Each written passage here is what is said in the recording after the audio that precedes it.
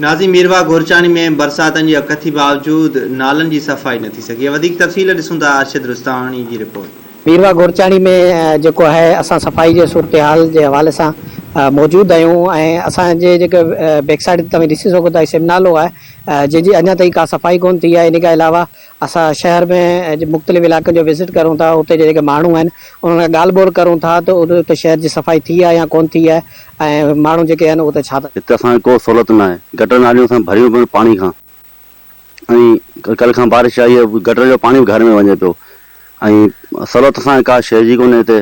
और नाक़िस सफाई और जो हमारी नाली ब्लॉक है, तूफ़ानी बारिशों का पहले बताया हुआ है, यहाँ पर अभी तक कोई टाउन का अमला या भंगी या ये हमारे वोट मांगने वाले मेंबर साहब ने आके विजिट नहीं किया कि ये लोग किस हालत में हैं और यहाँ पर क्या हालत है।